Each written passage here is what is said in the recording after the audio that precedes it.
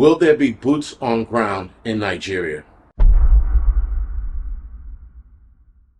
All right, guys. So Donald Trump was floating the idea that he was going to send troops to Nigeria because of the political problem that they're having right now, or rather, the amount of people that are being off there because of a new presidency that took over back in 2023.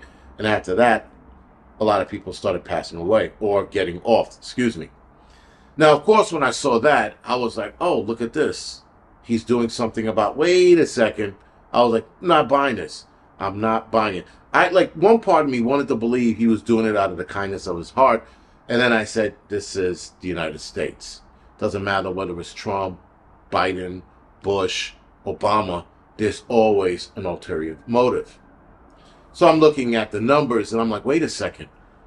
In the same time frame, 2 years, Sudan has had over 100,000 people off or murked in the same time frame.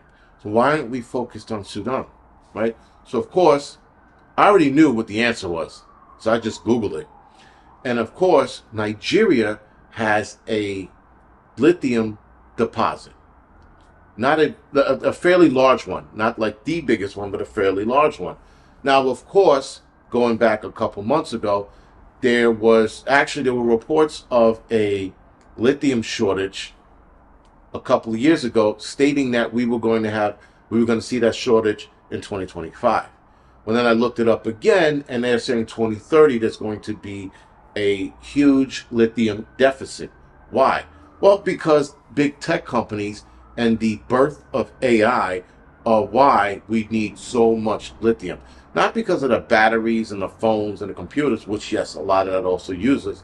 A lot of, if I'm not mistaken, chips and AI runs off of lithium.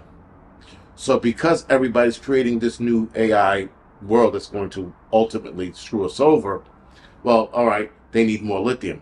And so lithium demands have shot up because we need so much of it. Not we, they need so much of it, excuse me. And of course now they're looking at different areas and going, where could we get more lithium from? Nigeria.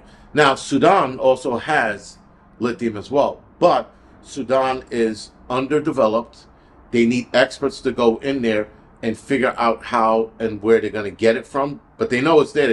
They got to know how they're going to get it out there, and they have to know who they have to talk to, being that they're also going through, if I'm mistaken, religious cleansing in Nigeria.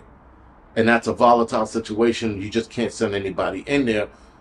You have to send the military in there to secure an area to get the lithium out. Well, they're doing the same thing in Nigeria, though Nigeria is a little more squared away than Sudan is. So that's why there's a discrepancy. People because he just mentioned our hearts go out to Sudan or something like that the other day, a post he did. And then he goes, we're going to go boots on the ground in Nigeria. I go, wait, what? How did Nigeria get into this? And again, with Nigeria, in the same time frame of people passing away, 10,000 people. And I don't mean to say only 10,000 people. When you hold that up to the number of Sudanese that passed away, which is over 100,000, why wouldn't we go to the country that has the bigger death toll first? That has religious cleansing of Christians being murked left and right.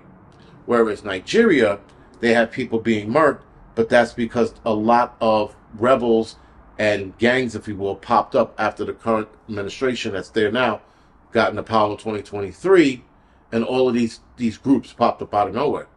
And again, 10,000 people over 2 years versus over 100,000 in 2 years. I would go with the country that has the most death first. But because Sudan doesn't have the infrastructure, if you will, to deal with the lithium mining, they went with Nigeria first. They're probably going to wind up ultimately going into Sudan at some point, but this is why they're looking to help Nigeria. Now, there was another idea being floated out there about going into Venezuela, boots on ground. Venezuela also has a nice deposit of lithium, if you will. So again, this is not out of the kindness of anybody's heart. This is not even about the drug cartel.